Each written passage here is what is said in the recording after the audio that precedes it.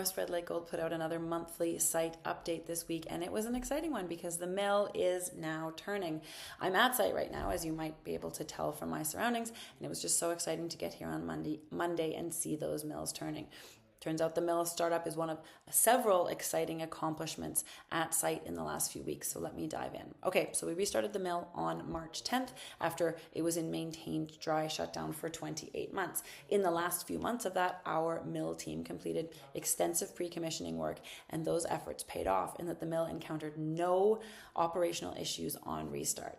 It was really gratifying for that to happen because it validated our approach to restarting this mine, which is really to do all of the work, to define the resource accurately, to engineer it and mine it appropriately, and to create real operational readiness. And if you do all of that, you can have some smooth operations. Okay, so the first mill feed was legacy low-grade stockpile. After several days of that, we transitioned to a low-grade stockpile of material that West Red Lake Gold mined, which means that we are seeing gold levels rising on the carbon screens in the CIP circuit right now. In a few days, we will start putting stope 1 of the bulk sample through the mill. So there we go.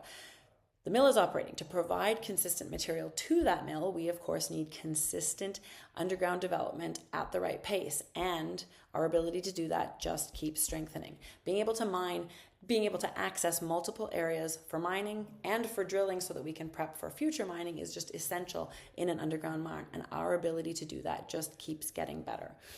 When we're speaking of underground development, the connection drift has been a key focus for the underground teams here at Madsen for the last 6 months, and this 1.4 kilometer drift is now almost complete. It was 94% complete 2 days ago when we issued the news release, with just 84 meters to go, and finishing this project will really increase the efficiency of moving material out of the mine.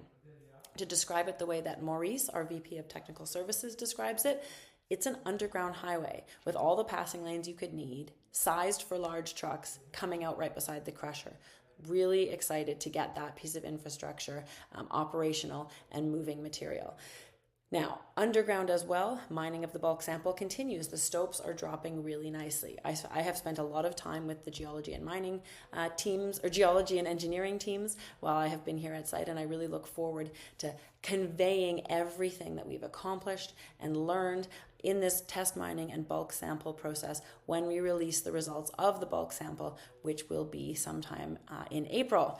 Okay, so those are the key announcements on the mining side.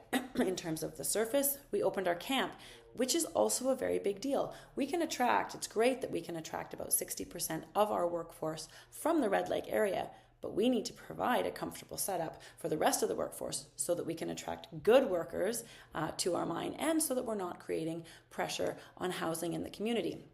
We're really happy with how this camp came together. It's all executive suites with personal bathrooms. It's big and clean and new. It's got a great kitchen, and early reviews of the food are very positive. And it's just fantastic to have this key piece of the puzzle now in place. So that's the update on the big picture things that have happened over the last month. So much going on here at site, including first gold from the bulk sample being just around the corner.